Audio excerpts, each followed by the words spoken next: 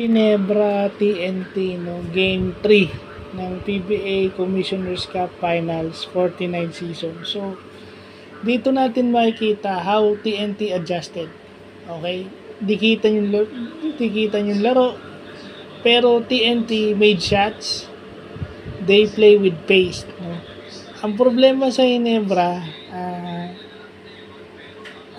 maganda yung start nila pero nauubo sa dulo because they are using short rotations. At ngayon, mas makikita pang evident yun dahil yung pinaka-importanting component nila na-injured. Yan ay sinasabi natin. Broken thumb.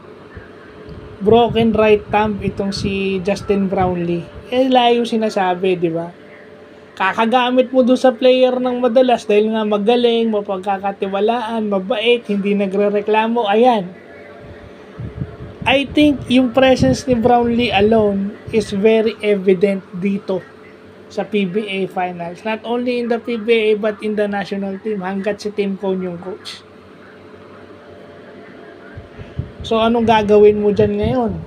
Gone are the days na sila Johnny Abarrientos yung player mo na pwede mong isagarin hanggang 48 minutes walang labasan.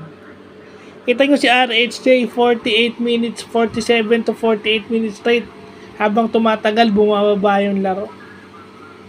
Ito worst, injured. Anong gagawin mo? Di ba? When Justin Brownlee got injured and got to leave the game, doon nagkaroon ng momentum. So, anong gagawin mo? Naghahabol ka. At pag naghahabol ka, minsan kinakapos ka na sa dulo. Because ang nagkukulang doon, hindi yung offense mo eh. May panlabang ka pa rin sa offense. It's your defense that suffers. Yung rebounding mo, it suffers na napupunuan o nakukompensate ni Brownlee.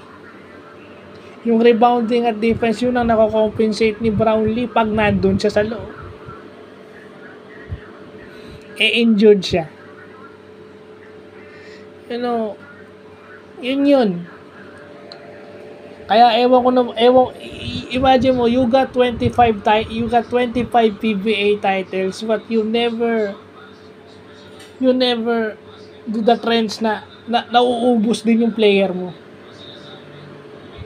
Na kailangan during the conference dapat ready kang gumamit ng mga player na pwede mong hugutin anytime para naman mabigyan sila ng pahinga at hindi mo sila kailangan i-extend kasi yung kay Brownlee unexpected yung pagkaka-injured niya.